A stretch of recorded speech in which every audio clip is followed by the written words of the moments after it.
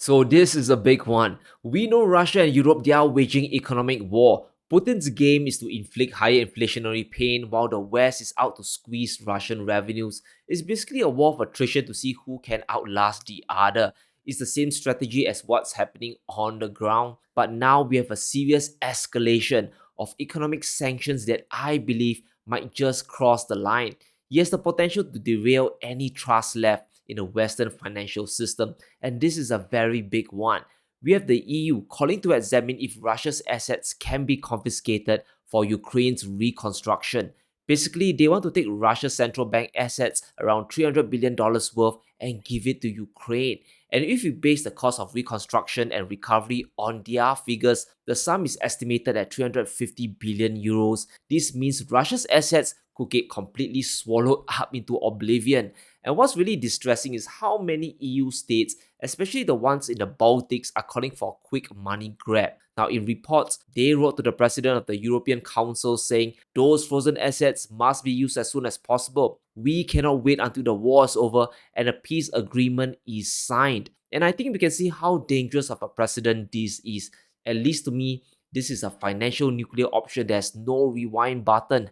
The moment you press this, two things are going to happen, guys. Now, the first is obvious. Negotiations will be off the table. You'll make any peace treaty that much hard to accomplish. Even the EU has to see that Russia's $300 billion in frozen reserves is a bargaining chip for peace talks, right? If you confiscate the money, suddenly you lose whatever little leverage you have left. And the second effect is more dangerous and lasting. You will immediately break any confidence left in the Western financial system, right? This will be a wake-up call to the world, especially to China. We could see de-dollarization accelerate like never before. Now, you are free to believe if this confiscation is right or wrong. I'm just here to examine its effects and how this might actually be worse for the West than for Russia, right? And let's understand this. The reason why countries they buy treasuries or euro bonds and put the money in Western banks is because they are supposed to be risk-free. They are supposed to be custodians of your assets. But if you confiscate a nation's reserves and use them for another purpose, it is opening up Pandora's box once again.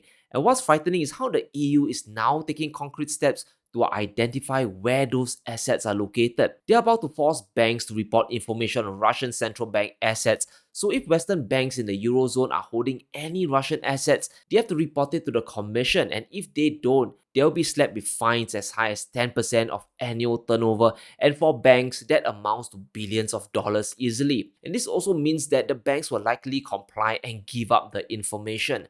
And this is frightening because nothing is confidential anymore, not even the assets of central banks.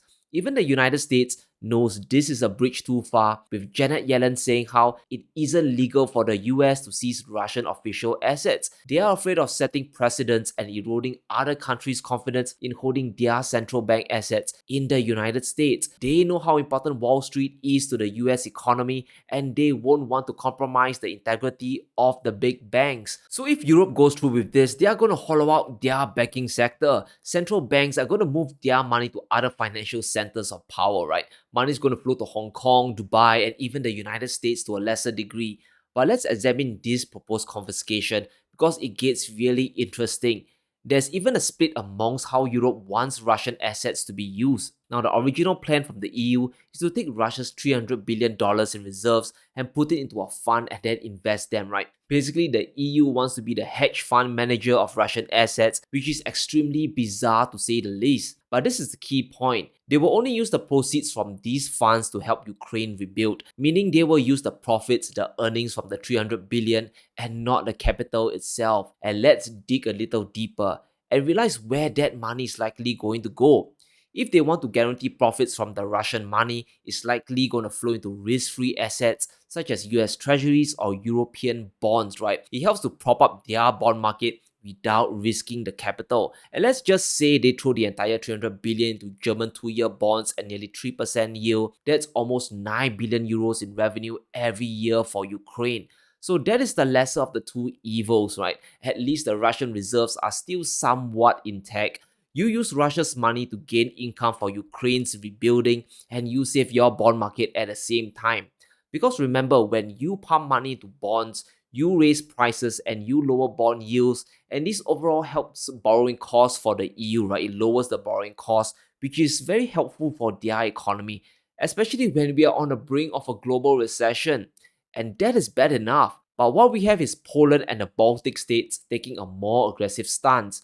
They are arguing that all assets should be used to cover the cost of Russian aggression against Ukraine, which likely includes the entire $300 billion in capital, not just the proceeds. And if they do that, it's going to set up the ultimate precedent for many countries to diversify away from the West. They will flee from the euro and even dollar denominated assets and run into alternative assets like gold. And it's not just China that's watching this disaster play out. It's the Middle East, it's Saudi Arabia, it's the OPEC nations wondering if their money is truly safe. And I want us to take a look at this de-dollarization trend from China. We can see that for almost a year straight, China has been dumping their US treasuries non-stop. It went from over $1 trillion in March last year to under $870 billion in December's latest report. China, they have been de-dollarizing month after month because they know the risk of sanctions. And what has the Chinese been buying? Gold. Whatever treasuries they sold or matured have likely flowed into precious metals. We have Chinese central bank buying yet another 15 tons of gold in January, bringing their buying spree to 3 months in a row. So they dump treasuries and they buy gold. I think even a 5-year-old knows what this means, right? It's the dollarization 101. This is a big problem for Europe because if they confiscate Russia's assets, they could risk an exodus of Chinese money fleeing their banks. And we can see that China's forex reserves has grown to almost $3.2 trillion worth.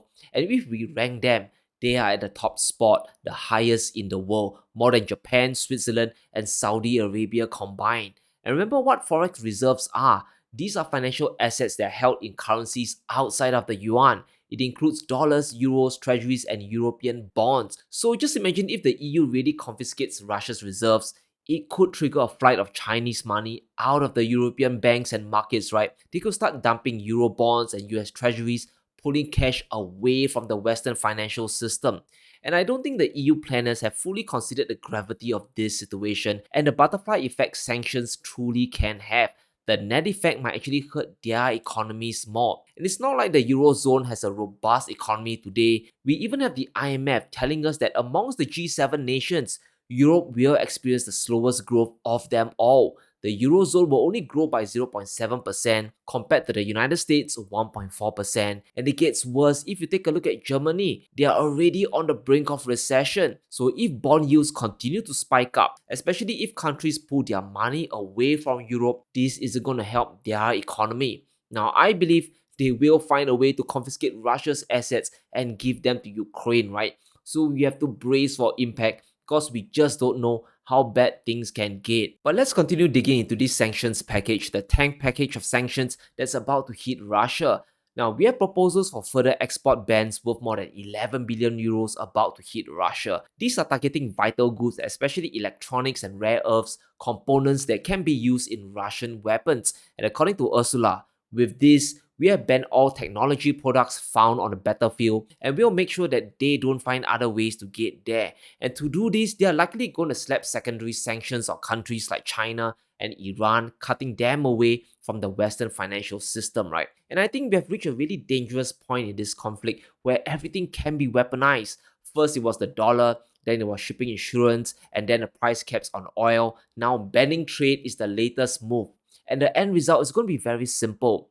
All these sanctions are just going to create a group of countries. They'll be pissed off with the G7 and they'll start to work more closely with each other, right? Remember that so-called no limits partnership China has with Russia? Well, it's going to evolve into a no choice partnership. We all now have no choice, especially in the financial space. We have to remember that Russia has now completely de-dollarized themselves. They have also removed the euro from their national wealth fund, replacing it with rubles, gold, and the Chinese yuan. And we just don't know how far this will go across the world. Will China follow suit and start dumping euros and dollars? Because if they're holding Western bonds, China is essentially bankrolling the West. They are loaning money to Europe and America to grow their economy. And as Zoltan Posa puts it, it makes no logical sense for China to roll their investments in G7 debt claims. It will mean refunding the West's efforts to rearm, reshore, restock, and rewire against the East. And this is why this latest sanctions package is just so dangerous, right? It cuts into the heart of the banking system and raises a lot of questions for central banks. Is my money safe in the West? Is it worth it to buy dollar or euro denominated bonds? And all these are valid questions to ask. In fact, Switzerland has come out declaring that the confiscation of Russian assets is unconstitutional. They are refusing to take Russian reserves and give them to Ukraine because they know the domino effect it could have. It will just wreck the reputation of the Swiss banks, and sooner or later, guys, this conflict will be over, and they don't want that stain on their banking reputation. After the smoke clears and the firing stops, Swiss banks will likely want their Russian customers back, and I don't think even the United States will push their luck and cross that line. They won't go that far either. And that's why the conversation Europe is having is truly disturbing. Money has to be treated as sacrosanct. It is neither good nor evil and should be treated as such. Trying to confiscate any money might be a bridge too far. So let me know what you think in the comments below. Will the European Union really confiscate the Russian reserves? How will the world respond? Let me know in the comments below. Stay safe, be sure to smash the like button and subscribe as we navigate through these insane times.